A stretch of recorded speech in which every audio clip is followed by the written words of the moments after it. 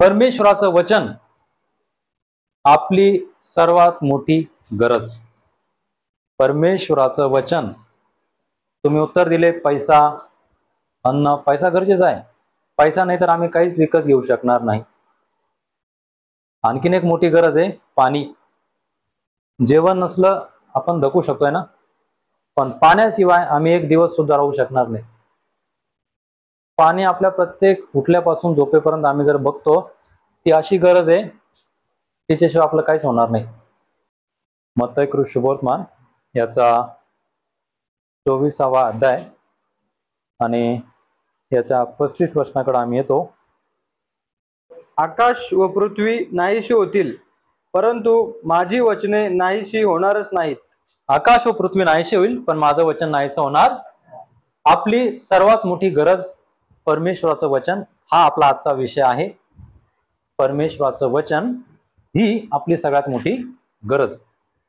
जर आम्ही यहुदी लोकांना पाहतो तर यहुदी लोक नियमशास्त्र त्याचं ते पाठांतर करतात, किंवा असं आम्ही म्हणूया की त्यांच्या ते पूर्ण लक्षात आहे नियमशास्त्रात लिहिलेल्या गोष्टी. अशीच गोष्ट मुस्लिम लोकांची आहे की ते पूर्ण कुराण त्यांच्या पाठ आहे. जेव्हा ख्रिस्ती लोकांचा विषय येतो, कोणतं पुस्तक कुठे आहे हे लवकर माहिती नाही, परंतु ख्रिस्ती जीवनाची अवस्था जर आम्ही पाहिली ना, तर वचनच लोकांना माहीत नाही. आणि ह्या वचनाची खूप मोठी गरज आहे. आणि हे वचन आमच्या जीवनात जर आहे तर आम्ही प्रभावी ख्रिस्ती होऊ शकतो, आपण जिंकणारे ख्रिस्ती होऊ शकतो आणि आपण विजयी ख्रिस्ती होऊ शकतो. परमेश्वराचं वचन ही आपली गरज आहे. आपल्याला अन्नाची गरज आहे, घराची गरज आहे, पाण्याची गरज आहे. पण तुम्हाला सांगू, ख्रिस्ती व्यक्ती या नात्याने तुम्हाला, मला आणि प्रत्येक ख्रिस्ती व्यक्तीला देवाच्या वचनाची गरज आहे. आणि जर देवाच्या वचनाशिवाय आम्ही जगत आहोत, ते कोरडं जीवन जगत आहोत आणि त्यामध्ये कोणतंच हिरवळ नाहीये, ते सुकत चाललेलं आहे. कारण पहिल्या पेत्राचं पत्र, पहिला अध्याय 21 वचनामध्ये पेत्र म्हणतो, गवत सुकते, फूल गळते, पण परमेश्वराचं वचन सर्व काळ टिकते. पेत्राला काय सांगायचं माहितीये, सगळं काही संपतं, पण परमेश्वराचं वचन सदैव टिकणार आहे. आणि देवाचा धन्यवाद असो, देवाचं वचन आपल्या घरांमध्ये आहे. तुम्हाला सांगू, हे बंदिस्त अवस्थेत जर आहे, ते आमच्या कोणत्या उपयोगाचं नाही, काहीच करू शकणार नाही. जर ते बंद अवस्थेमध्ये वचन, ते खोलण्यात येत नाहीये, ते वाचण्यात येत नाहीये, ते समजून घेण्यात येत नाहीये, त्याचा कोणताच लाभ व्यक्तीला नाहीये. जसं डॉक्टरांनी गोळ्या तर दिलेल्या आहेत, पण व्यक्ती जोपर्यंत त्या गोळ्या घेणार नाही, व्यक्तीला आरोग्य आणि चांगलं स्वास्थ्य मिळणार नाही. देवाचं वचन त्यापेक्षा श्रेष्ठ आहे. जर आम्ही ते उघडणार नाही, त्यात देवाचा आपल्यासाठी असलेला संदेश, आपल्यासाठी असलेला निरोप जर आम्ही बघणार नाही, समजणार नाही, आम्हाला काहीच लाभ घडणार. देवाचं वचन आपली गरज आहे. आणि आज आपल्या प्रत्येकांच्या घरात नवा करार आहे, पवित्र शास्त्र आहे आणि वचन आहेत, परंतु हे वचन आता आत्मसात करण्याची गरज आहे. हे जर वचन आपल्या जीवनात नाहीये, प्रियजनो, काय होईल ते पण आम्हाला माहीत पाहिजे. या जर वचनाकडे आम्ही दुर्लक्ष करू, या वचनांकडे जर आम्ही आदर करणार नाहीत, काय होऊ शकतं आमच्या सोबत, हे पण आम्हाला कल्पना पाहिजे, ही पण आम्हाला माहिती पाहिजे. सर्वात पहिले आज आम्ही जे पाहणार आहोत, हे परमेश्वराचं वचन कसं आहे.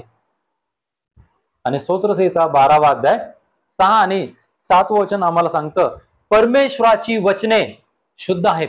स्तोत्र 12:6 सांगतं, परमेश्वराची वचने शुद्ध आहेत, भट्टीतून 7 वेळा शुद्ध करून जमिनीवरील मुशीत ओतलेल्या रुपयासारखी ती आहेत. आणि दावीद राजा या वचनामध्ये आम्हाला पाहावयास भेटतो, परमेश्वराची वचने सोन्यापेक्षा मौल्यवान तो सांगत आहे. आणि देवाचं वचन पवित्र आहे. याचा दुसरा अर्थ आम्ही बघू. देवाचं वचन पवित्र आहे आणि हे पवित्र वचन आज आपल्या घरांमध्ये आहे. आणि दावीद राजा म्हणतो की भट्टीतून 7 वेळा शुद्ध करून देवाचं वचन तसं होऊन आपल्यापर्यंत आलेले आहे. आणि पवित्र शास्त्र परमेश्वराचं वचनाने भरलेलं एकमेव असं पुस्तक आहे जगातलं की एका शुद्धतेच्या प्रक्रियेमधून आलं, जे 70 यहुदी विद्वानांच्या परीक्षणातून आलं. आणि याला कॅनन ही पद्धत म्हणतात. हे एकमेव पुस्तक आणि 66 पुस्तके या प्रक्रियेतून पास होऊन आली आणि ही वचने याच्यात आलेली आहेत. परंतु जर आम्ही बघितलं तर खूप सारी वचनं होती, खूप सारे अध्याय होते, यांचं शुद्धीकरण झालं. अनावश्यक वचने, अनावश्यक अध्याय, अनावश्यक शब्द गाळण्यात आलं आणि देवाचं वचन शुद्धतेने तुमच्या आणि माझ्यापर्यंत आलं. आणि म्हणून दावीद राजा म्हणतो की परमेश्वराची वचने, एक वचन नाही, परमेश्वराची वचने शुद्ध आहेत. आणि बघा, जर एक शुद्ध वस्तू आमच्या घरामध्ये आहे, ही आम्हाला शुद्ध करू शकते आणि आम्ही झालोच पाहिजे, कारण हे पवित्र वचन आहेत. आणि जेव्हा ती आम्ही आपल्या जीवनामध्ये घेतो, ही आम्हाला पवित्रतेची, शुद्ध होण्याची आम्हाला संधी देतात आणि आम्ही शुद्ध झालो पाहिजे, आम्ही शुद्ध व्हायला पाहिजे, कारण त्याच्या वचनाचं ते काम आहे शुद्ध करणं. आणि परमेश्वराचं वचन इब्री लोकांच्या 12व्या अध्यायात जेव्हा आम्ही पाहतो, दुधारी तरवाली सारखं आहे, तीक्ष्ण आहे, आत्मा, सांधे, मज्जा यांना आरपार भेदून जाणार आहे. जेव्हा देवाचं वचन आम्ही वाचतो, ते आमच्या अंतःकरणाला पार लागतं, आम्हाला उत्तेजन करतं, आमचं पाप दाखवतो, आम्हाला पापातून बाहेर काढतं, आम्हाला जीवनाकडे घेऊन जातं. ही ती तलवार आहे जी संरक्षण करते, ही ती तलवार आहे जी पापाला मारते. पाप्याला नाही मारत, पापाला मारते. आणि ही तलवार आमच्या घरांमध्ये आहे, परंतु ही तलवारबाजी आम्हाला करता आली पाहिजे. जगाची तलवार मारून टाकणारी, ती जर चालवताना आली, ती आपल्यालाही मारू शकते. ही तलवार मरणापासून वाचवते आणि सार्वकालिक जीवनाकडे नेते. म्हणून इब्री लोकांचा लेखक सांगतो की देवाचं वचन दुधारी तलवारीपेक्षा तीक्ष्ण असून जेव्हा ते आम्ही वाचतो, आम्ही ऐकतो, आमच्या हृदयाला घुसतं, ते आमचे पाप बाहेर येऊ लागतात, आम्हाला पश्चाताप येतो, व्यक्ती रडतो, व्यक्ती नवा होतो. आणि असं आहे परमेश्वराचं वचन. आणि प्रियजनो, इतकी अनमोल गोष्ट जर आमच्या घरांमध्ये आहे, तुम्हाला सांगू, आम्ही सगळ्यात मोठा आदर देवाच्या वचनाचा करावा आणि तो असायलाच पाहिजे आमच्या जीवनामध्ये. आणि का आम्ही देवाच्या वचनाचा आदर करावा, याचं सगळ्यात प्रमुख कारण मला तुम्हाला सांगणे. कारण देवाचं वचन, स्तोत्रसंहिता 119वा अध्याय जर तुम्ही काढला, तर या 119व्या अध्यायामध्ये परमेश्वराच्या वचनाविषयी खूप साऱ्या गोष्टी आम्हाला पाहायला भेटतील. आपल्याला खूप सारं पाहायला भेटेल परमेश्वराचं वचन कसं आहे. स्तोत्रसंहिता 119 जर आम्ही काढतो, तर 89 या वचनामध्ये आम्हाला हे पाहायला भेटल. स्तोत्रकर्ता इथं म्हणतो, परमेश्वरा, तुझं वचन स्वर्गात सर्व काळ स्थिर आहे. हालेलुया. परमेश्वराचं वचन कुठं स्थिर आहे? स्वर्गामध्ये स्थिर आहेत. परंतु शोकाची गोष्ट, परमेश्वराचं वचन आपल्या घरांमध्ये असून आमची घरं अस्थिर आहेत. आपल्या घरांमधली व्यक्ती, लेकरं, माणसं अस्थिर आहेत. परंतु स्तोत्रकर्ता सांगत आहे, परमेश्वराचं वचन स्वर्गात सर्व काळ स्थिर आहे. देवाला धन्यवाद असो की स्वर्गात स्थिर असलेली माध्यम, स्वर्गात स्थिर असलेले वचन आज आमच्या घरामध्ये. मग प्रियजनो, या वचनाने आमचं घर स्थिर व्हायला पाहिजे. आमच्या घरातली माणसं, आमची विचार, आमच्या पद्धती स्थिर व्हायला पाहिजे. जर हे वचन स्वर्गात, इथं शब्द काय आलेला माहिती का? सर्व काळ. तुम्हाला आणि मला, आपल्याला एक ठराविक काळ आहे, त्या काळानंतर आपण जगात नसणार. परंतु स्तोत्रकर्ता सांगत आहे, परमेश्वराचं वचन स्वर्गात सर्व काळ, त्याला मर्यादा नाही आहे, स्थिर आहे. स्वर्गातलं स्थिर वचन जर आमच्या घरांमध्ये आहे, प्रियजनो, आम्ही किती आदरयुक्त असायला पाहिजे. आणि तुम्हाला सांगू, आपल्या घरांमध्ये एक स्वर्गीय ठेवा आहे. आपल्या घरात कदाचित एखादी वस्तू आणू आम्ही, पडल, तुटून फुटून जाईल, चोरी होईल, परंतु हा स्वर्गीय ठेवा आमच्या घरांमध्ये आहे. आम्हाला याचं जतन करणं आहे, म्हणजे आम्हाला याला कुठं ठेवायचं नाहीये, तर आम्हाला याचा लाभ घेणं आहे. या स्वर्गीय गोष्टीचा, या स्वर्गीय वचनांचा जोपर्यंत आम्ही जिवंत आहोत, तुम्हाला सांगू, आम्ही याचा दररोज लाभ घ्यायला पाहिजे. पण पुन्हा एक गोष्ट पाहायला भेटते, आज लोकांकडे वेळ नाहीये वचन वाचायला, वचन समजायला आणि वचनाप्रमाणे चालायला. हे स्वर्गात स्थिर असलेलं वचन आहे आणि देवाने ते माणसांना दिलं, जगाला दिलं, मनुष्याला दिलं, यासाठी की आपली देवाबरोबर सहभागिता व्हावी, आम्ही देवाला ओळखावं, आम्ही देवाच्या अति जवळ असावं आणि आम्ही देवासोबत चालावं. परंतु आम्ही पाहतो देवाचं वचन असलेली घरं देवाला नाही ओळखत, ख्रिस्ताला नाही ओळखत. आणि आमच्याकडे जर त्याचं वचन आहे, ते जर आम्हाला स्थिर करतं, हेच वचन आम्हाला सांत्वन देतं. कदाचित एखादा मनुष्य आपलं सांत्वन करल. योग जेव्हा त्याने त्याच्या जीवनात सगळं गमावलं, त्याचे मित्र त्याचं सांत्वन करायला आलेत, परंतु तो त्यांना भांडतो आणि तो त्यांना एक वाक्य बोलतो, तुम्ही सगळे भिकार सांत्वन करते आहात. तुमचं सांत्वन करणं भिकाऱ्यासारखं आहे, तात्पुरतं आहे.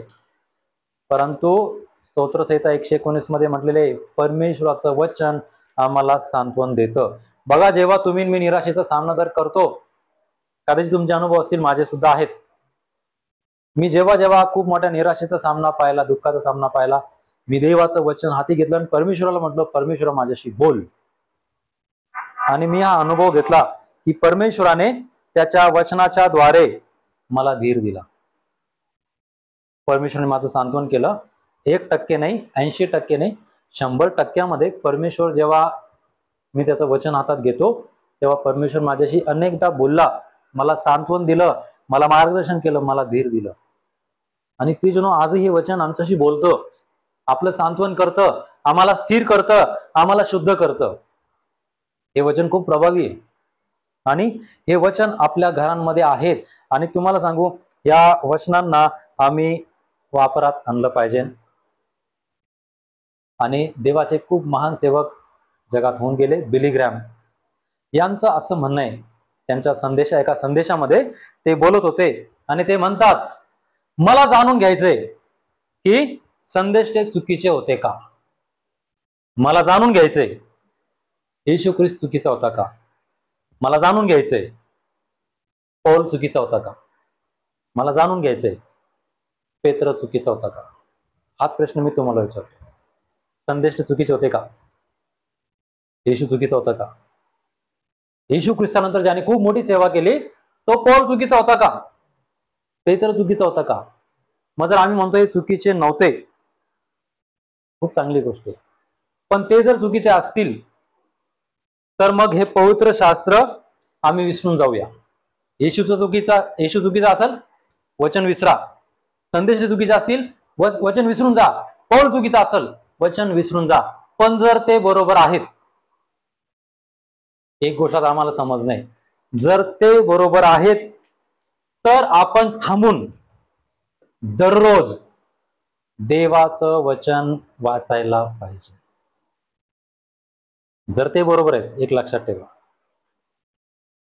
काय आम्ही रोज वचन वाचतो का. जर आम्ही म्हणतो येशू बरोबर आहे, संदेश ते बरोबर आहेत, पौल बरोबर आहेत, पेत्र बरोबर आहेत, मग प्रश्न निर्माण होतो, आम्ही दररोज त्याचं वचन वाचतो का. वाचतोय का. मग याचा अर्थ आहे येशू खोटा आहे, याचा अर्थ संदेश खोटे आहे. जर आम्हाला वचन वाचायला वेळ नाहीये, आम्ही काय दाखवतो माहितीये स्वतःला, ते सगळं खोटं आहे. हे ख्रिस्ती समाज दाखवते स्वतःला. पुन्हा मी त्या उदाहरणाकडे येतो. यहुदी लोक कट्टर नियमशास्त्र पाळतात. मुस्लिम लोक लेकर 9-10 वर्षाचं होईपर्यंत त्यांचं कुराण पठण करून घेतात. ख्रिस्ती लोक आम्ही कुठं आहोत. मग वाईट वाटतं. मग वागणुकीतून काय दिसतं माहितीये का, संदेशला खोटा आहे, येशू पण खोटा आहे. मग आम्ही विसरूनच जायला पाहिजे हे सगळं खोटं आहे तर. पण हे जर सगळे खरे आहेत, येशू ख्रिस्त खरा आहे, तो तारायला आला, जगात पुरावा आहे, तर प्रियजनो, ख्रिस्ती नात्याने प्रत्येक ख्रिस्ती व्यक्तीने थांबून दररोजच्या जीवनामध्ये त्याचं वचन वाचायला पाहिजे. का आम्ही देवाचं वचन वाचावं माहितीये का. आम्ही देवाचं वचन वाचावं हे आम्ही याचं उत्तर स्वतःला सांगणे. कारण या वचनामध्ये, या पवित्र शास्त्रामध्ये जीवनाच्या समस्याची उत्तरं आहेत. या पवित्र शास्त्रामध्ये आमच्या जीवनाच्या समस्येची उत्तर आहेत, म्हणून आम्ही वाचावं हे कारण असेल. पण आम्ही का देवाचं वचन वाचावं? कारण या वचनामध्ये देवाची माझ्यासाठी असलेली इच्छा, योजना, देव माझ्यावर करत असलेलं प्रेम मला बघणं गरजेचं आहे. परंतु जर आम्ही जगत पाहणार, आम्ही प्रत्येक ख्रिस्ती घरामध्ये पाहणार समस्या समस्या समस्या, आणि प्रत्येक समस्येचं उत्तर या पवित्र शास्त्रामध्ये आहे, देवाच्या वचनात आहे. म्हणून आम्ही प्रत्येकाने देवाचं वचन वाचावं ही आमची खूप मोठी गरज आहे. परंतु आम्ही गरज विसरलोय.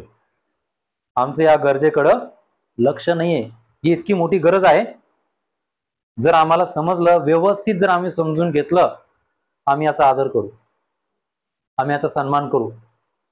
का माहितीये का? आमच्या जीवनाच्या समस्या याच्यामध्ये लपलेले उत्तर. समस्या आमच्या जीवनात आहेत, पण उत्तर या देवाच्या वचनात लपलेले. आणि आम्ही शोधण्यासाठी इथं जावं. आम्ही वेगवेगळे मार्ग शोधतो, चांगली गोष्ट आहे. वेगवेगळ्या पालकांकडून आम्ही मार्गदर्शन घेतो, चांगली गोष्ट आहे. पण तुम्हाला सांगू, सगळ्या प्रश्नाची उत्तरं या वचनामध्ये आहे.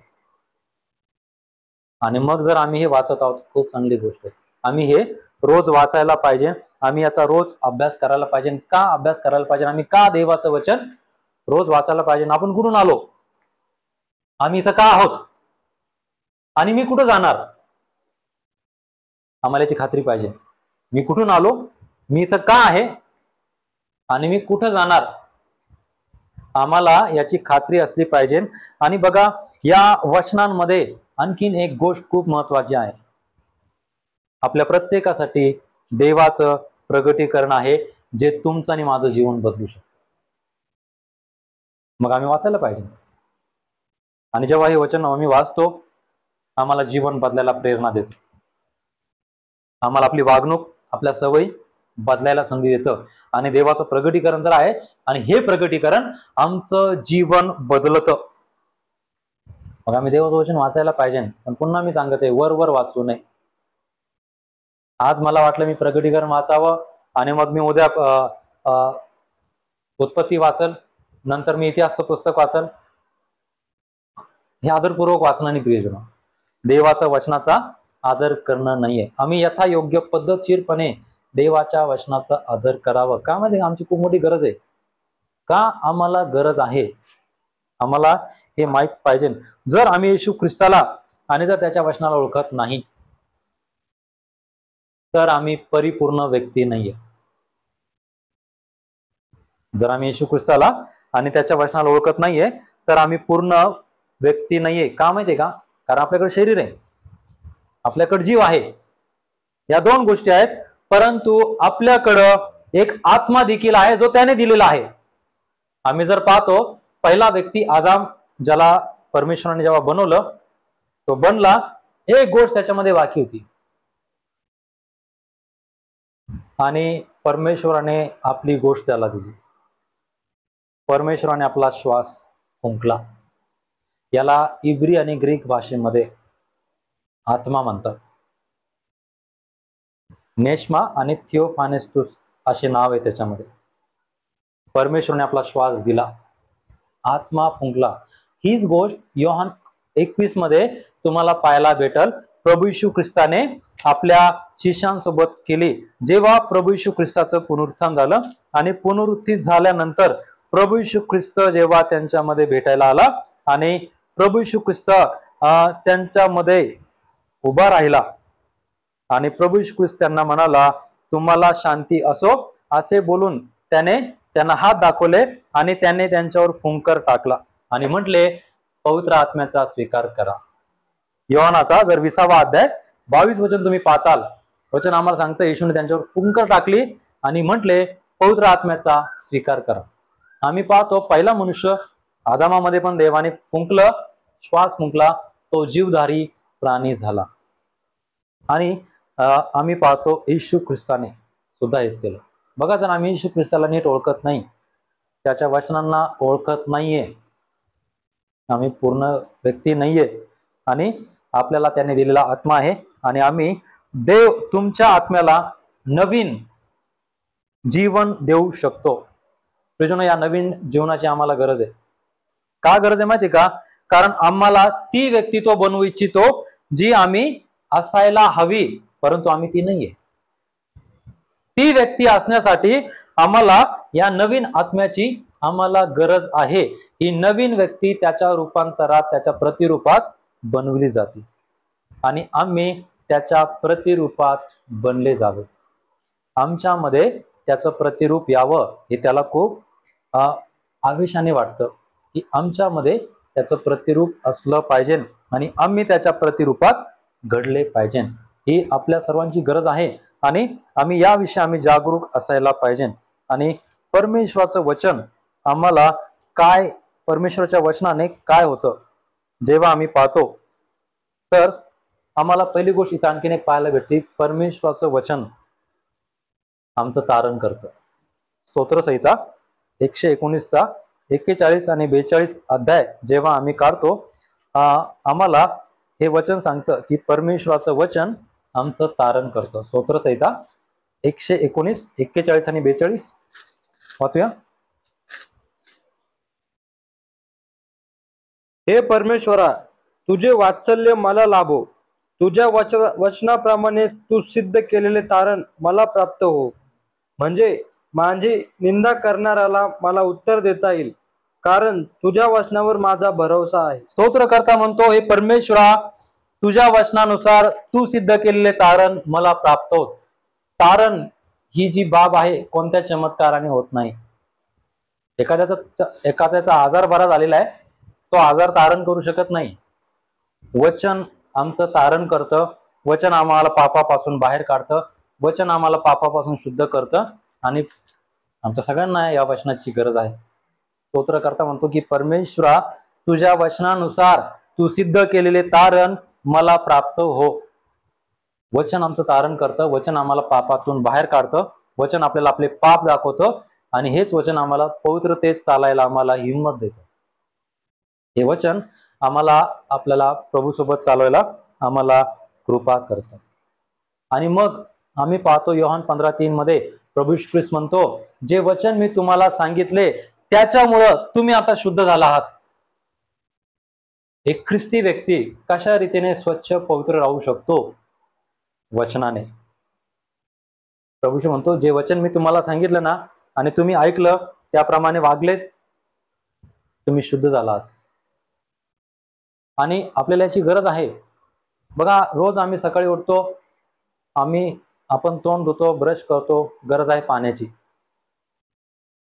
हे वचन पाण्यासारखं आहे आणि हे जर आम्ही वापरणार ते आम्हाला शुद्ध करेल. कारण इफिसकराच्या पत्रात 5व्या अध्यायामध्ये म्हटलेले, मंडळी, वचनाच्या जलस्नानाने, म्हणजे गरज आहे आम्हाला. कशाची गरज आहे? हे पाणी रूपी जे वचन आहे याची रोज आम्हाला गरज आहे.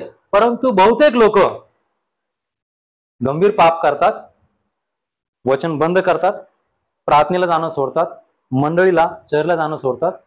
कारण मी खूप पाप केलेला आहे आणि मी आता वचन हातात घ्यायच्या लायकीचा नाहीये, मी चर्चला जाण्याच्या लायकीचा नाहीये, मी माझाच शांत राहतो. ही जी चुकीची विचारसरणी आहे ना, ही कधी कधी आम्ही पण जगत असतो. आणि माहिती काय असतं, व्यक्ती या चुकीच्या भ्रमामध्ये जगतो आणि स्वतःला देवापासून दूर करतो. उदाहरण, समजा आम्ही रस्त्याने चाललो आणि ड्रेनेजचा चिखल आपल्या अंगावर उडाला, काय आम्ही तो तसाच ठेवतो का? आम्ही पटकन प्रयत्न करतो की चांगलं पाणी घेऊन आपल्या पायावर आणि आपल्या पॅन्टीवर पडलेले डाग आम्ही काय करावे, हे करावे, कारण आम्हाला ते जमत नाही. मग ही इतके गंभीर पाप आम्ही कसं काय अंगावर घेऊन आम्ही चालतोय? कारण वचनात इतकं सामर्थ्य आहे की त्या जलस्नानाने आम्ही स्वच्छ केले जावं, वचन सांगत आहे. परंतु आम्ही पाणी घेत नाही, हे आम्ही स्वतःवर घेत नाही. हा चिखल मात्र आम्ही 2 मिनिटात धुण्याचा प्रयत्न करतो. आम्हाला नाही आवडत हा, का माहिती घ्यायचा वास येईल आणि आपल्या प्रतिमेला ते खराब होईल. परंतु आपल्या चरित्रावर, आपल्या जीवनावर जे डाग पडलेले असतात, उलट आम्ही ते वाढवतो. का? जी धुणारी माध्यम आहे, जे शुद्ध करणारं माध्यम आहे, ते आम्ही झाकून ठेवलेले, त्याच्यापासून आम्ही दूर आहोत आणि आम्ही पळत आहोत. जर एखाद्याचं रक्त आपल्या अंगावर पडलं, आम्ही तसंच ठेवू का ते? आम्ही पटकन अंगावर जे पडलेले रक्त आहे पाण्याने धुण्याचा प्रयत्न करू. प्रियजन, आम्ही कधी याचा विचार करतो का? बहुतेक ख्रिस्ती लोक पापाने भरलेलं चरित्र घेऊन जगत आहेत. इफिसकाराच्या पत्रात पौलाला सांगायचंय, मंडळीतला प्रत्येक जण वचनाच्या जलस्नानाने शुद्ध केला जावा. म्हणजे हे ते पाणी आहे जे आमचे सर्व प्रकारचे पाप धुवू शकतं. यशामध्ये परमेश्वर म्हणतो, तुमची पापे लाखेसारखी लाल असतील, शुद्ध होतील, ती स्वच्छ केली जातील, धुतल्या जातील. परंतु ही धुण्यासाठी या वचनरूपी पाण्याकडे आम्ही स्वतःला आणलं पाहिजे. आणखीन एक आहे, अनेक जण जेव्हा गंभीर जखमी होतात ते उपचार करायला टाळतात. का टाळतात माहितीये का? त्यांच्या जखमा खूप तीव्र असतात आणि त्यांच्या जखमावर जेव्हा औषध लावलं जातं त्यांना खूप वेदना होतात. त्यांना माहित असतं, ते सांगतात नको मला. पण नातेवाईक काय करतात? त्याला दाबून धरतात, उपचार करतात. वेदना होतो, त्रास होतो, व्यक्ती रडतो, ते लेकरू रडतं, परंतु काही दिवसानंतर ती जखम भरून जाते. या ज्या जखमा आहेत ना, अनेक जण घेऊन जगत आहेत, चरित्राच्या, स्वभावाच्या, वागणुकीच्या, आणि कधीच या वचनरूपी पाण्याकडं येत नाहीत.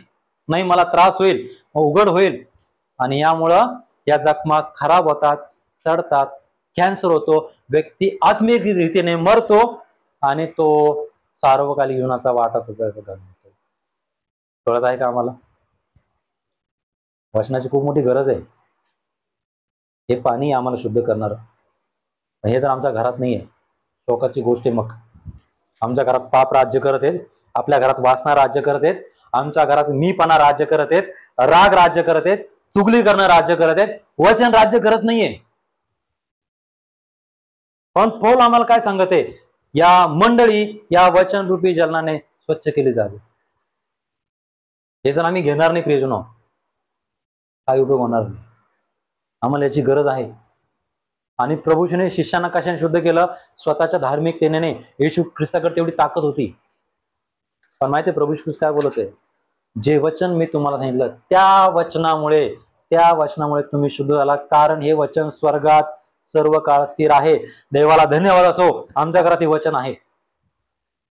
तुम्हाला सांगू, आमच्या भिंती आमच्या फरच्याने स्वच्छ करायच्यात. माणसं स्वच्छ झाली पाहिजे. माणसांच्या वागणुकी, माणसांच्या वागण्याच्या पद्धती, बोलण्याच्या पद्धती स्वच्छ झाल्या पाहिजे. आणि जर होत नाहीये, याचा अर्थ हे वचन माझ्या घरात आता निकामी झालेलं आहे. कारण माझी बोलायची सवय वचन बदलू शकत नाहीये, माझी वागणूक करायची पद्धती वचन बदलू शकत नाहीये. माझं तेच वागणं आहे, माझं तेच बोलणं आहे, माझं तसंच राहणं आहे. म्हणजे या वचनात ताकद आणि दम नाहीये, हे मी जगाला दाखवून देते. आणि हे जर होतं माहितीये, आम्ही येशू ख्रिस्ताला हरवलेले आणि स्वतःला जिंकवलेले. पण हे चांगलं नाहीये. ख्रिस्ती या नात्याने माझ्या जीवनात येशू ख्रिस्त हरलेला आहे का? हे वचन मला शुद्ध करत नाहीये, या वचनात मी शुद्ध होत नाहीये, या वचनाने माझा बदलाव होत नाहीये, या वचनाने माझं बोलण्याची पद्धत बदलत नाहीये. आज अनेकांचं बोलणं, वागणं वर्षानुवर्षापासून तेच आहे. परंतु वचन आम्हाला काय सांगतंय? याकोबाचं पत्र, याचा पहिला अध्याय, याचं 22 वचन जेव्हा आम्ही वाचतो तेव्हा याकोब तिथं आम्हाला सांगतं, वचनाप्रमाणे आचरण करणारे असा केवळ ऐकणारे असू नका, अशाने तुम्ही स्वतःची फसवणूक करून घेतात. म्हणून आम्ही बऱ्याचदा स्वतःला फसवतो. का माहितीये का? आम्ही फक्त ऐकतो. पण याकोब आता आम्हाला सांगत आहे, ऐकणारे होऊ नका, वचनाप्रमाणे आचरण करणारे व्हा, नाहीतर आम्ही स्वतःची फसवणूक करतोय. प्रियजन, आम्ही कुठपर्यंत आम्ही स्वतःला फसवणार?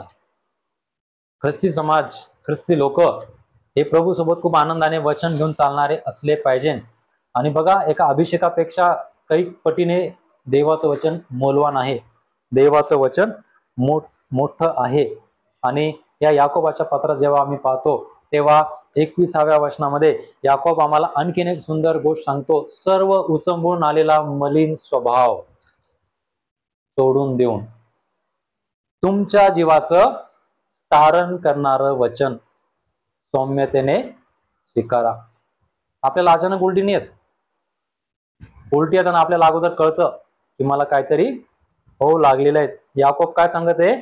उचंबळून आलेला दुष्ट स्वभाव दुष्ट भाव सोडून उलटी येते ना, तेव्हा माणसाला आणि व्यक्तीला कळतं मला बाहेर जाणं गरजेचं आहे, हे पोटातली सगळी घाण मला टाकणं गरजेचं आहे.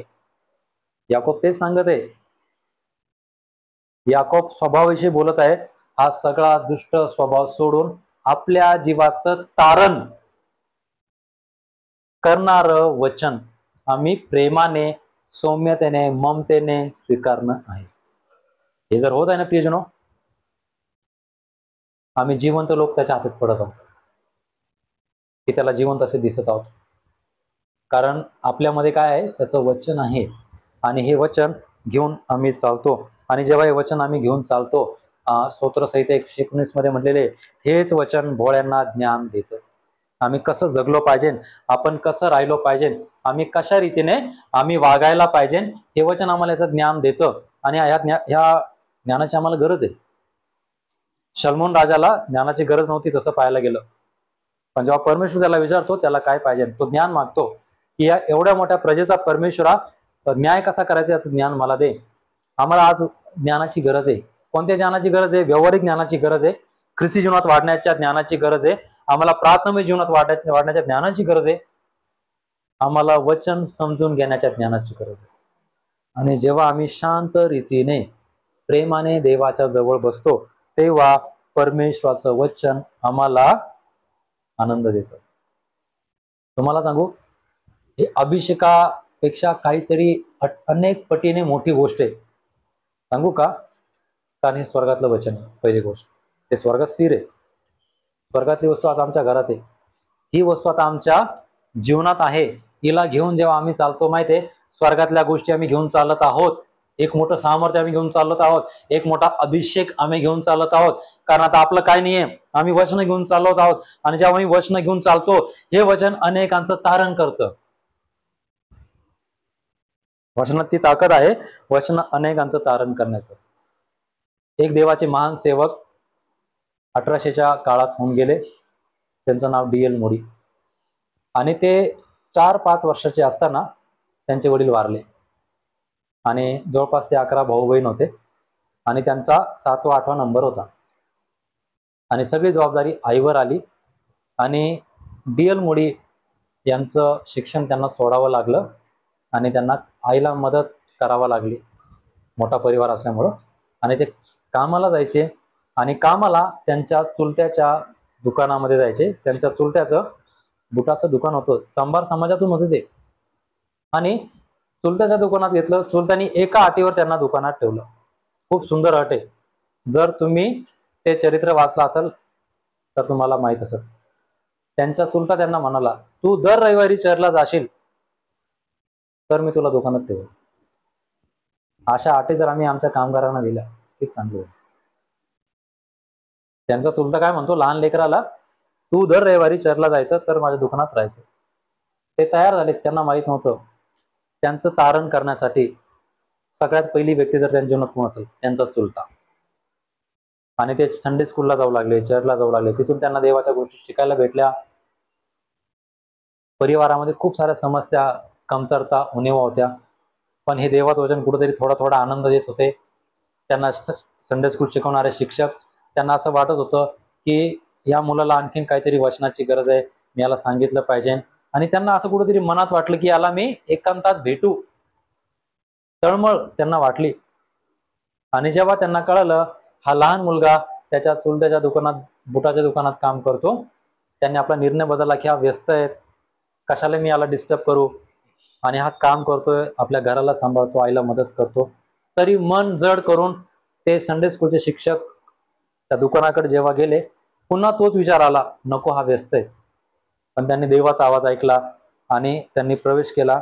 आणि या लहान मुलाला त्यांनी देवाचं वचन सांगितलं की प्रभूशी तुझ्यावर खूप प्रेम करतो, प्रभूशीला तुझी खूप काळजी आहे. आणि खूप सुवार्ता सांगितली त्यांना, खूप वचन सांगितले. या लहान मुलाने ते वचन ऐकलं आणि त्याला आवडलं. आणि एक नवीन शोध सुरू झाला. आणि हा शोध देवाच्या वचनाचा सुरू झाला. कमतरता होती. आज आमच्या घरात सगळं आहे, पण माहिती आहे वचनाची कमतरता आहे. वचनाचा शोध नाही घेत आम्ही. हा लहान मुलगा वचनाचा शोध घेऊ लागला दुकानात बसल्या बसल्या, आणि हा शोधाचं रूपांतर प्रेमाचं रूपांतर जुनूनमध्ये झालं, आणि प्रेम वाढत गेलं, आणि परमेश्वर त्यांच्याशी बोलत गेला, वचन वाढत गेलं, आणि हा मुलगा वचनात इतका वाढत गेला. एक समय आला दुकानाचं काम संपल्यावर सेवा करायला जायचा. आणि काही वर्षानंतर असं वेळ आली, त्यांनी ठरवलं मी आता दुकानचं काम सोडून देईल आणि मी जाऊन काय करल, पूर्ण वेळ सेवा करल. कारण माझ्यासारखे अनेक जण आहेत जे समस्येत आहेत, वचनात नाहीये, त्यांच्याकडे वचन नाहीये, आणि त्यांनी दुर्गम भागामध्ये गेले, आणि ज्यांच्यापर्यंत कोणी वचन घेऊन जात नाही त्यांच्याकडे ते गेले, आणि त्यांना खूप मोठं आव्हान होतं. तिथं फक्त लहान लेकरं होते. सुरुवात त्यांनी लहान लेकरापासून केली. लहान लेकरांना वचन सांगायचे, आणि नंतर ते त्यांच्या हाताने त्यांना जीव घालायचे, त्यांना पुस्तकं द्यायचे, आणि होता होता हजारो लेकरं तिथे येऊ लागलेत, आणि त्यांचे आईवडील सुद्धा येऊ लागले. आणि असं होता होता या वचनाचा प्रभाव मोठ्यांवर पडला. ते कोणत्या बायबल कॉलेजला गेले नाही, कुठं ट्रेनिंगला नाही गेले, पण त्यांनी देवाचं वचन स्वीकारलं. आणि तुम्हाला सांगू, डी.एल. मोडी हे जगातले एक खूप मोठ्या सेवकांपैकी होऊन गेले. पण त्यांची पार्श्वभूमी पाहून आम्ही समस्या, अडचणी, तणाव, कमतरता, वडिलांच्या प्रेमाची, चांगल्या अन्नाची कमी, त्यांची आई ते लहान असताना त्यांना शेजाऱ्यांकडे कामाला पाठवायची, पण त्यांची आई धार्मिक होती, आणि आईमुळं आणि वडिलांमुळं आणि या संडे स्कूलच्या शिक्षकामुळं त्यांना प्रभूशी भेटला, त्याचं वचन भेटलं. प्रियजनो, प्रभूशी अशीच आमची वाट बघत आहेत. डी.एल. मोडीला प्रभूशी कुठे भेटला? त्यांच्या दुकानात. कामगार मुलगा, आणि जगात नाव कमवून गेला. तुम्हाला सांगू, आम्ही संधीला आहे ना पायाखाली तुटवतो. आम्ही स्वतःला संधी देत नाही, दुर्दैव आहे. त्यांच्या चरित्रामध्ये नीट ऐका, त्यांनी कोणाचा सहारा घेतला नाही. तुम्ही जर सहारे घेताल ना, तुम्ही अपंग होणार. कृपा करून सहारे घेणं सोडा. माझा पण सहारा घेताल ना, मी तुम्हाला अपंगच बनवल, आणि मला तुम्हाला अपंग ख्रिस्ती नाही बनवायचंय, मला तुम्हाला बलवान ख्रिस्ती बनवायचंय. मला पण कोणाचा सहारा नाही लागत. हो, मला मदत लागती, मला मार्गदर्शन पाहिजे, आपल्या प्रत्येकाला मार्गदर्शन पाहिजे, परंतु जर आम्ही प्रत्येक गोष्टीसाठी सहारे घेऊ, आम्ही अपंग होऊ. आणि अपंग व्यक्ती जर स्वतःच उभा करू शकत नाही, लोकांना उभं करेल का? पण त्यांच्या परिस्थितीने त्यांना येशूची भेट करून दिली. नवजीवन देतं, अनेकांचं तारण झालं, आणि त्यांच्या साक्ष मधली गोष्ट, देव त्यांना दुसऱ्या देशात वापरू लागला. एका साध्या व्यक्तीला एका दुसऱ्या देशातल्या लोकांनी पत्र पाठवलं, तुम्ही आमच्याकडे सेवेला या. आणि जेव्हा ते सेवेला गेले ना, ते लोक ऐकू लागले, हा कोणता माणूस आहे, खूप सरळ बोलतो हा. अनेकांचं तारण झालं. पण या साक्ष्यामध्ये आणखीन एक महत्वाची गोष्ट, त्यांच्यासोबत त्यांचा एक मित्र राहायचा, जो खूप सुंदर आराधना करायचा. वचनाबरोबर आराधना पण पाहिजे. मी नमूद केलेले, मी टाकलेले. बघा, जर आम्ही आत्म्याची आमची आराधना आहे ना, डोक्याची नकोय, ही बुद्धीची आराधना नकोय.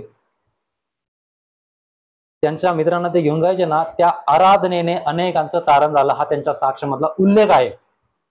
वचनाने तर तारण होतं, पण आराधनेने पण तारण होतं.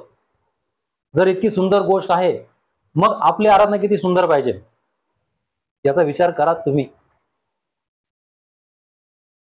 मी जर उठून वचन देऊ शकतो,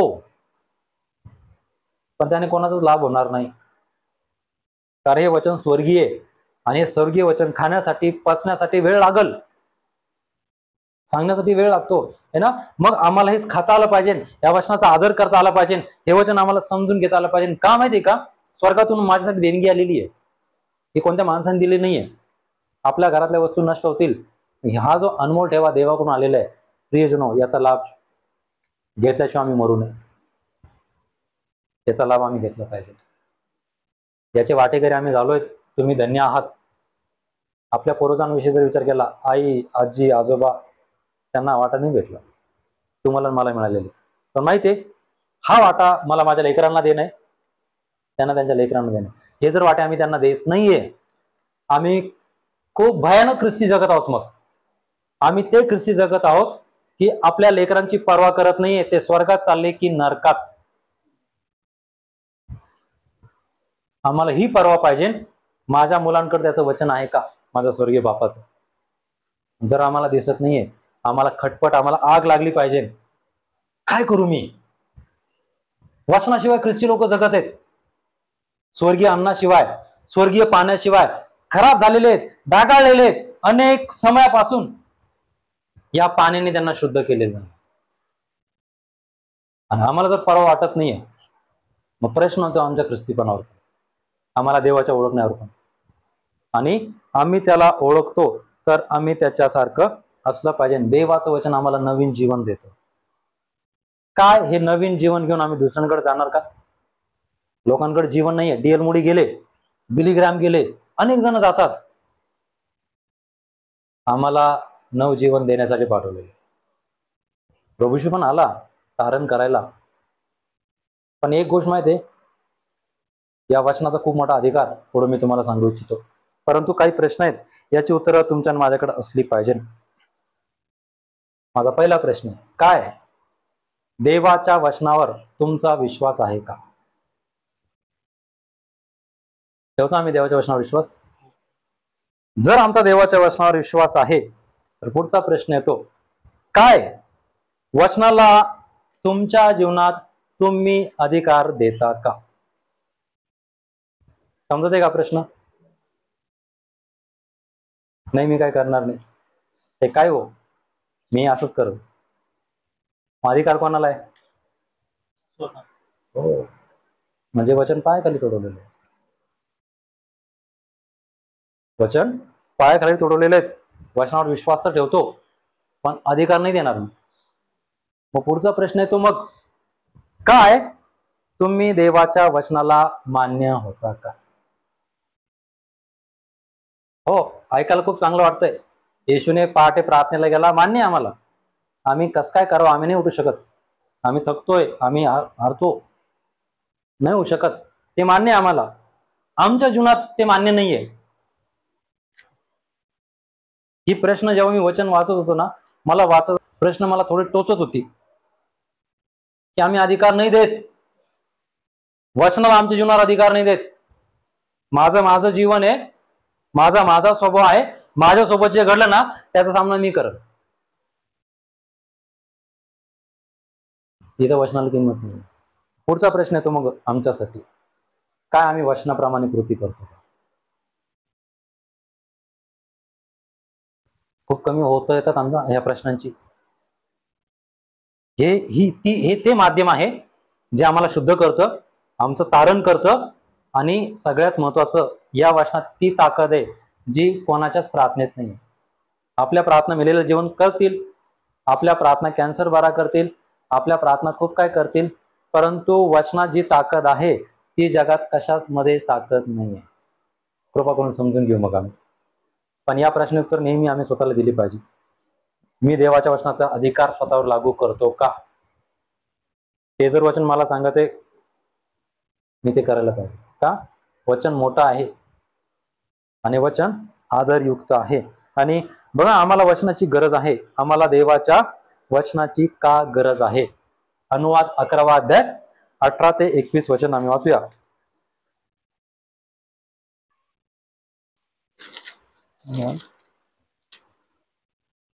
अनुवाद 11वा अध्याय 18 ते 21 वचन.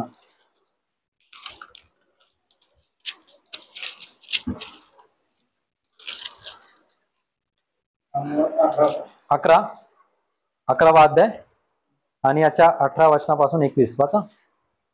म्हणून तुम्ही माझी ही वचने आपल्या ध्यानी मनी साठवून ठेवा. पहा, मोशे सांगतो की माझी वचनं तुम्ही ध्यानी मनी साठवून ठेवा. एक लक्षात ठेवा बरं, आमच्या हृदयात देवाची वचनं साठवायची. परंतु बहुतेक ख्रिस्ती आजही असेच आहेत, वचन वाचलं तर वाचतात, नाही तर नाही वाचत. तुम्हाला सांगू, आजची पिढी बिलकुल वचन नाही वाचत. आजच्या तरुण पिढीकडं वचन बंद झालेले आहे, त्यांच्याकडे वेळ नाहीये. टीनेज पासून जर तुम्ही पाहायला गेले तर मग 30 वयापर्यंत 35 वयापर्यंत व्यस्त आहेत आणि वचन त्यांनी कधी वाचलेलं नाही. पण मोशे काय सांगते, जी वचनं मी तुम्हाला देते ती ध्यानी मनी साठवून ठेवा. पुढं ती चिन्हांदाखल आपल्या हातांना बांधा आणि आपल्या डोळ्यांच्या मध्यभागी कपाळपट्टी म्हणून लावा. तुम्ही तुमच्या मुलाबाळांना ती शिकवा आणि घरी बसलेले असताना, मार्गाने चालत असताना, निसताना, उठताना त्याविषयी बोलत जा. बघा, आम्ही आपल्या लेकरांशी, परिवाराशी आम्ही बोलायला पाहिजे. देवाच्या वचनाशिवाय माझे आईबाप जगत आहेत, माझे भाऊ बहीण जगत आहेत, माझे नातेवाईक जगत आहेत, माझे सोबतचे जगत आहेत. प्रियजनो, आम्हाला कसं काय पटतं? म्हणजे जेवण केलं नाही या मुलाने 2 दिवसापासून, पटल का आम्हाला? आम्ही त्याला हाणून मारून जेव घालू? बाबा चुपचाप जेव, तुला काही झाले नाही, बरं आहे, तू कशाला? त्याचं दुखणं आम्ही पहिले बाहेर काढू. परंतु आम्ही काय पाहतोय? मोजे सांगत आहे तुमच्या मुलांना, लेकरा बाळांना उठता, बसता, चालता, बोलता, निसता शिकवा. काय शिकवा? हे वचन. हे वचन तुला खूप गरजेचं आहे. का आम्हाला गरजेचं आहे? आम्हाला माहित पाहिजे या वचनाचं महत्व. हे जर महत्व आम्हाला कळलं ना, जगातला कोणती व्यस्त वेळ, कोणता मोह, कोणतं काम आम्हाला वचनापासून विभक्त नाही करणार, आम्हाला वचनापासून वेगळं करणार नाहीत. आणि देवाच्या वचनाची आम्हाला गरज का आहे याचं महत्वाचं कारण मत्तईचा 4 अध्याय 4 वचनामध्ये आम्हाला पाहायला भेटतो. आणि इफिसकरासच्या पत्राच्या 6व्या अध्यायामध्ये आम्हाला हे पाहायला भेटतं. मत्तई 4:4 मध्ये आणि इफिस 6 मध्ये. परंतु त्याने उत्तर दिले की मनुष्य केवळ भाकरीने नव्हे तर परमेश्वराच्या मुखातून निघणाऱ्या वचनाने जगेल, असा शास्त्रलेख आहे. बघा, येशू ख्रिस्ताने एक महत्वाची गोष्ट मला तुम्हाला सांगणं आहे. येशू ख्रिस्ताने सेवा सुरू करण्या अगोदर एक खूप पहिलं मोठं काम केलं आणि त्याने सैतानाला उत्तर दिलं. प्रभू येशू ख्रिस्ताने सैतानाला सांगितलं, मनुष्यासाठी गरजेचं देवाचं वचन आहे. येशू ख्रिस्ताचं पहिलं उत्तर आम्ही पाहतो. जगातला सेवेमध्ये जर आम्ही पाहतो, प्रभू येशूची सेवा सुरू करण्या अगोदर येशू ख्रिस्त पहिलं उत्तर देते सैतानाला, मनुष्य भाकरीने नाही तर देवाच्या वचनाने. हे येशू ख्रिस्ताचं पहिलं उत्तर कोणाला माहिती आहे? आपल्या विरोध्याला. येशू ख्रिस्त कोणाला मोठं करते माहिती आहे? वचनाला. तो सांगत आहे हे सार्वकालिक वचन आहे, या वचनाने मनुष्य जगल. आणि इफिसकरासच्या पत्रात 6व्या अध्यायामध्ये आम्ही पाहतो 17व्या वचनामध्ये आत्म्याची तलवार म्हणजे देवाचं वचन ही घ्या आम्हाला सांगितलेले. आणि आम्ही पाहतो हे वचन काय आहे. मत्तई 4 आणि इफिस 6 मध्ये सार्वकालिक जीवनासाठी आमच्यासाठी खूप गरजेचं आहे. आम्हाला जर सार्वकालिक जीवन पाहिजे तर आपल्याकडं वचन असायला पाहिजे. आणि जर आपल्याकडे वचन नाही ना प्रियजनो, स्वर्गात नाही घेतले जाणार. जर आमच्या जीवनात त्याचं वचन नाहीये तर आम्ही स्वर्गात जाऊ शकणार नाही. योहान 6:68 मध्ये पेत्र प्रभू येशू ख्रिस्ताला उत्तर देतो. योहान 6:68 मध्ये तो म्हणतो की प्रभूजी, आम्ही कोणाकडे जाणार? सार्वकालिक जीवनाची वचनं आपणाजवळ आहे. शिमोन पेत्र येशू ख्रिस्ताला बोलतो, सार्वकालिक जीवनात प्रवेश करण्यासाठीची वचनं तुमच्याकडे. स्वर्गात तुम्हाला मला जर जायचं ना, सत्कर्म नाही येणार, प्रार्थना नाही, वचन आमच्या सोबत पाहिजे. आणि वचन जर आहे तर आम्ही स्वर्गात स्वतःला पाहू शकतो. योहानाचा 12वा अध्याय आणि याचं 48 वचन जेव्हा आम्ही वाचतो, या वचनामध्ये प्रभू येशू ख्रिस्ताचे शब्द आहेत ज्यांकडं तुम्हाला आणि मला लक्ष दिलं पाहिजे. 12:48. जो माझा अव्यय करतो व माझ्या वचनांचा स्वीकार करत नाही त्याचा न्याय करणारे कोणी आहे? जे वचन मी सांगितले तेच शेवटल्या दिवशी त्याचा न्याय करील. प्रभू येशू म्हणतो, जो माझा अव्यय करतो व माझ्या वचनांचा स्वीकार करत नाही त्याचा न्याय कोण करल? वचन. प्रियजनो, जर आम्ही त्याच्या वचनाचा स्वीकार करत नाहीये आमच्या वागणुकीतून, आमच्या व्यवहारामधून, तर माहितीये हे वचन आमचा न्याय करेल. मग येशू ख्रिस्त सांगत आहे, जर तुम्ही माझ्या वचनाप्रमाणे ऐकत नाहीये, त्याप्रमाणे करत नाहीये, हेच वचन तुमचा न्याय करेल. आम्हाला वचनाची गरज काय आहे? का आम्हाला वचनाची गरज आहे? हे न्याय पण करल, हे स्वर्गात पण घेऊन जाईल. पण एक आम्ही लक्षात ठेवा, मोशे जसं म्हणाला, हे जे वचन मी तुम्हाला सांगत आहे त्याची साठवणूक करा, जपवणूक करा. आम्ही साठवायला पाहिजे, रोजून आम्ही तयारी करायला पाहिजे. हे दिवस आहे तुमच्याकडे माझ्याकडं उरलेले, ज्याचा आम्ही तयारी करायला पाहिजे.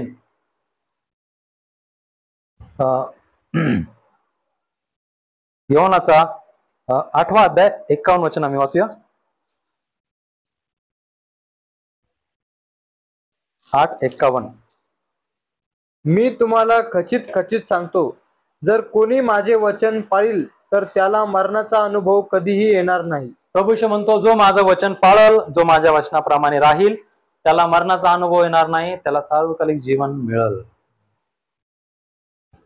काय आम्ही त्याच्या वचनाचं पालन करत आहोत का? वैयक्तिक, माझ्या वडिलांनी वचनाचं पालन केलंय, माझे वडील पालखी सेवा करतात, त्यांच्यामुळे मला स्वर्गात नाही घेणार प्रभू येशू ख्रिस्त. मी त्यांच्यासोबत दर रविवारी चर्चला जायचो, त्याच्यामुळे मला स्वर्गात नाही घेणार. मी त्यांच्यासोबत जाऊन आराधना करायचो, त्याच्यामुळे मला तो स्वर्गात नाही घेणार. प्रभू येशू याच ठिकाणी स्पष्ट सांगत आहे, जो कोणी माझ्या प्रभू येशू म्हणतो की, प्रभू येशू माहिती का म्हणतो, मी तुम्हाला खचित खचित सांगतो. एकदम स्पष्टपणे प्रभू येशू बोलला. इथं काहीच लपाछपी नाहीये आणि कोणतीच तडजोड नाही. प्रभू येशू म्हणतो, मी तुम्हाला खचित खचित सांगतो, जर कोणी माझं वचन पाळलं, जर तर आलेले, तो मरणार नाही. प्रभू येशू सार्वकालिक मरणाविषयी बोलतो, दुसऱ्या मरणाविषयी.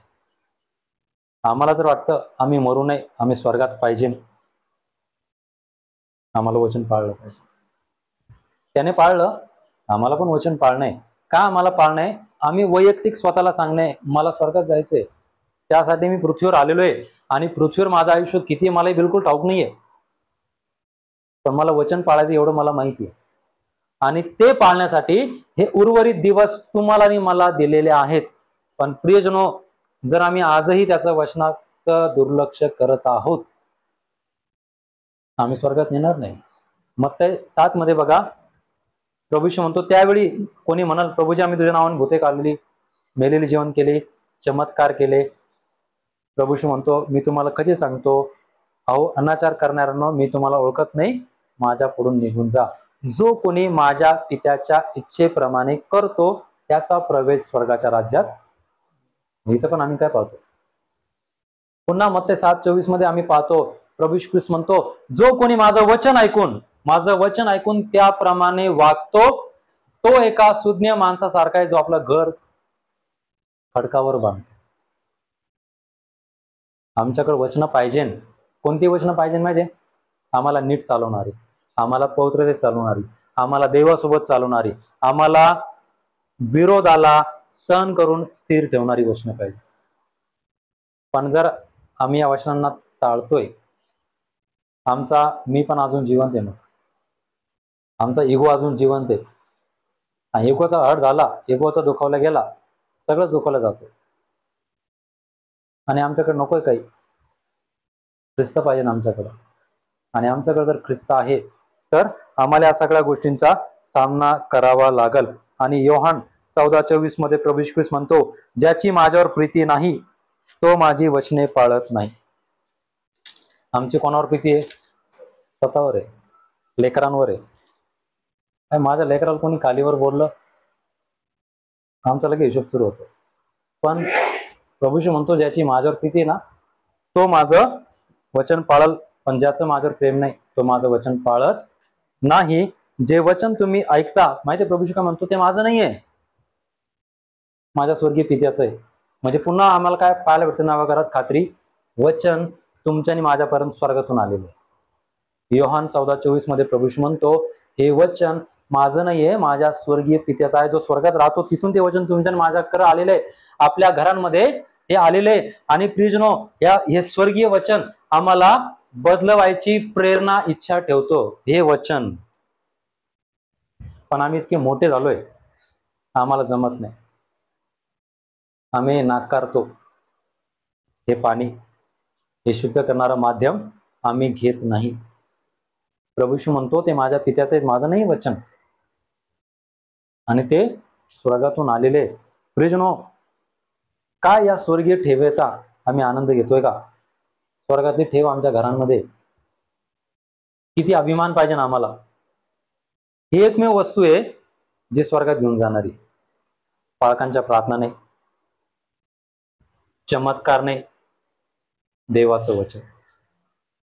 आणि या वचनावर जर आम्ही स्वतःला उभा करत आहोत तर खूप चांगलं आहे.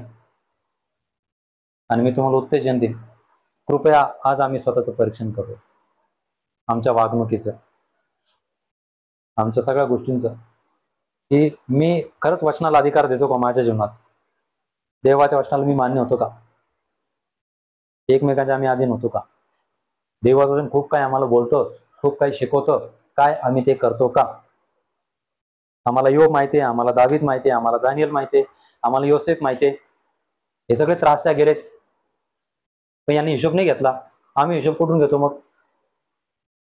म्हणजे यांच्या पुढे आम्ही चाललोय, है ना? यांनी नाही घेतला, मग आम्ही घेऊ ना हिशोब. पण आम्ही फेकले जाऊ पवित्र शास्त्रातून, स्वर्गाच्या याच्यातून बाहेर. आणि मग प्रभू श्रीमंत, मी तुम्हाला ओळखत नाही. तुम्ही त्यांना ओळखलं, पण तुम्ही त्यांच्या चरित्राला नाही ओळखलं. आम्ही योबाला ओळखतो, चांगली गोष्ट आहे, पण योबाच्या चरित्राला ओळखलं नाही. आम्ही योसेफाला ओळखलं, पण योसेफाने कशी क्षमा केली ना हे आम्ही नाही ओळखलं. आम्ही दावीदाला ओळखलं, पण दावीद आपल्या भावासोबत कसा चांगला राहतो हे आम्ही नाही ओळखून घेतलं. मग काय उपयोगाचं प्रिय? आम्ही वरवर तरंगत आहोत. आणि मी तुम्हाला उत्तेजन करू इच्छितो, आज आपल्याला वचनाची गरज आहे. का गरज आहे माहिती आहे? स्वर्गात मी कोणालाच नेऊ शकणार नाही, ना माझ्या मुलाला, ना माझ्या मुलीला. पहा, आम्हाला स्वर्गीय स्थानात आम्हाला जर जायचंय, वचन आमच्याकडे पाहिजे.